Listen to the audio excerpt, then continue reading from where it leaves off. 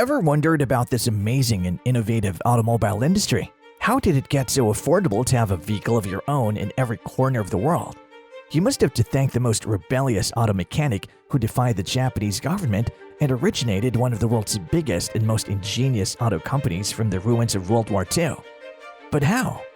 Greetings everyone, and welcome to Building Billions, a channel purely dedicated to bringing insight and inspiration on some of the wealthiest and most powerful people on the planet. Discover how millionaires and billionaires build and blow their riches. Today we'll be talking about Soichiro Honda, a poor guy from the early 20th century who dreamt of doing something new with the automobile industry, and how his dreams came true. So better buckle up for this fascinating ride and stick to the end. Mr. Honda left a small Japanese hamlet in 1922 to seek his fortune in Japan's capital, and ultimately became a symbol of Japan's astonishing post-war industrial rise, or say, economic boom.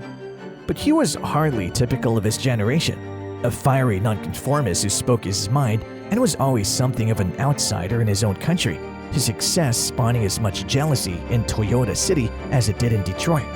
Let's have a deeper look at this maverick who contributed to the best technological advancements to the world under the most pressing constraints and became a symbol of excellence. Starting with the genesis of the genius.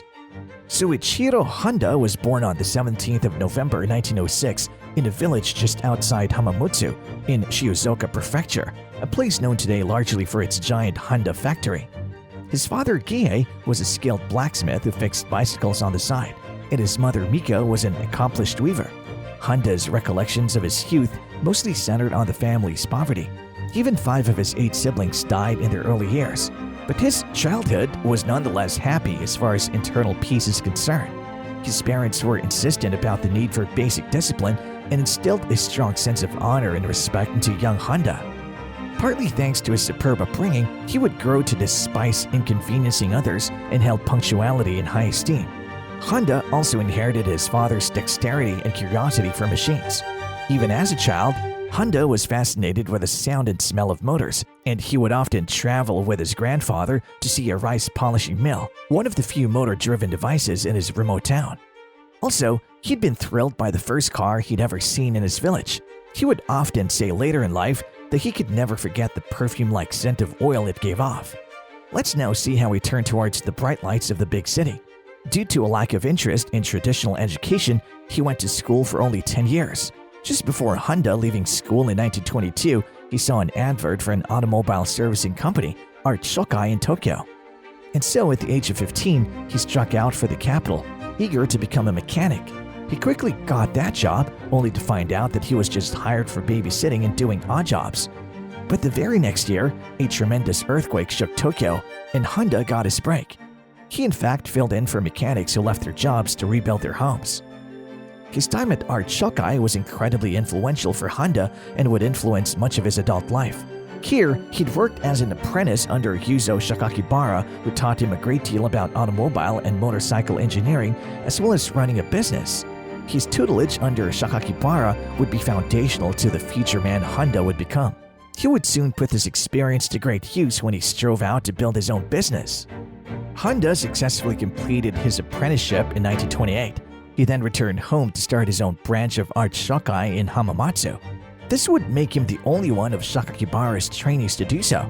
Soichiro Honda, at the tender age of 22, used all of his acquired skill and knowledge to expand the services of the garage far beyond simple vehicle repair. His efforts would later earn him the title of Edison of Hamamatsu, and he really became something of a delinquent. Honda loves racing as well. During his time at Art Shokai, Sakakibara would encourage his interest in motorsports. The Curtiss raced for the first time on November 23, 1924 in the 5th Japanese automobile competition. It even earned a surprise victory with driver Shinichi Sakakibara and engineer Soichiro Honda. After that experience, Honda, then 17, would never lose his passion for motorsports. By the mid-1930s, however, the Art Shokai branch owned by Honda had grown from a single employee to around 30. His wife Sachi had also joined the company to help run it. The couple had actually married in October of the same year. She helped out by making meals for the live-in staff and keeping the accounts up to date and accurate. Speaking of Honda's first company, by the year 1936, Honda was growing frustrated and highly dissatisfied with repair work. He began making plans to turn to manufacturing. He initially attempted to turn the Hamamatsu branch into a separate company for this purpose, but met resistance from Arch Shokai shareholders. He had plans to start producing piston rings. In fact, the current workload and orders from repair work were generating a very solid cash flow.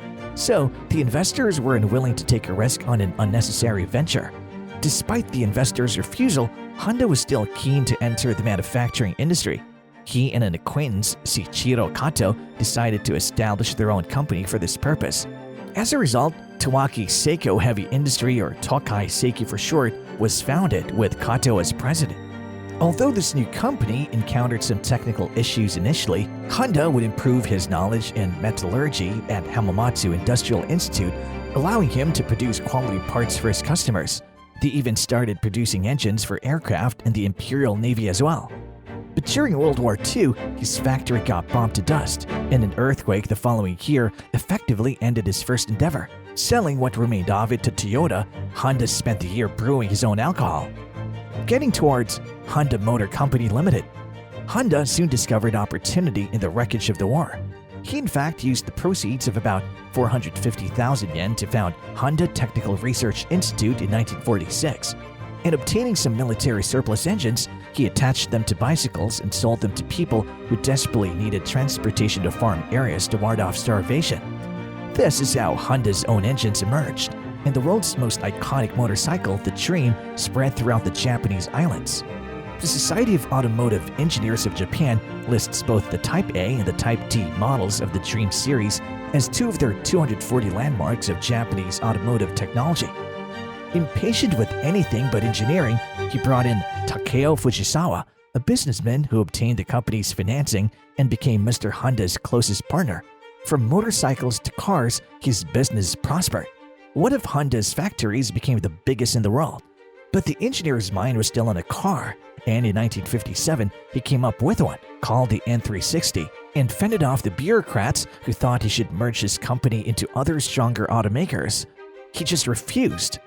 In fact, the story about how Mr. Honda infuriated the bureaucrats of Japan's powerful Ministry of International Trade and Industry, who tried to limit him of just manufacturing motorcycles, as they had drawn up plans for Japan to have only a handful of automakers, has become one of the most oft-repeated legends of the Japanese industry. Yeah, really. Following the strategy Mr. Honda laid out, Honda Motors was the first Japanese automaker to build factories in its main market, the United States, and has become the largest producer of passenger cars in America, displacing rivals and conquering the US market. Indeed, it was in America, not Japan, that the balding engineer with a broad smile and a razor-sharp temper first found his greatest success.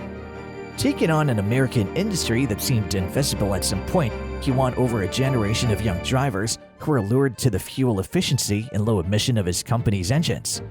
Coming back to Soichiro Honda, he remained president of the company until his retirement in 1973. After that, he remained a director and was eventually designated Supreme Advisor in 1983. People magazine dubbed him the Japanese Henry Ford and included him on their list of the 25 most intriguing people of the year in 1980. Let's now peep into his retired life. Mr. Honda's interest in cars and racing was so intense that even in his last days, he liked to wander Honda's research labs, inspecting the work of new engineers and seeking explanations for things he did not like. Learning from defeats. Furthermore, in their advanced decades, Mr. and Mrs. Honda had private pilot's licenses. He also enjoyed spending his later years skiing, hang gliding, and ballooning. He was a skilled artist at the age of 77. And finally, a quick look at some wonderful recognition. In 1982, the American Society of Mechanical Engineers, or ASME, established the Soichiro Honda Medal to honor his outstanding engineering contributions. This medal is awarded to recognize outstanding achievement or significant engineering contributions in the field of personal transportation. In 1989, Honda was also inducted into the Automotive Hall of Fame near Detroit. Soichiro Honda died on the 5th of August 1991 of liver failure and was posthumously honored with a senior third rank in the Order of Precedence and appointed a Grand Cordon of the Order of the Rising Sun. So what's your take on the mind-blowing personality and achievements of Mr. Soichiro Honda? Did you get any inspiration for your life? Do share your thoughts with us in the comments below. And guys, do subscribe to our channel and be sure to check out more of your favorite content here. You just have to hit the bell icon to receive timely notifications about the latest videos. And do share this video with your friends to keep them updated. Thanks for watching, friends. Signing off now. Have a nice day. Goodbye.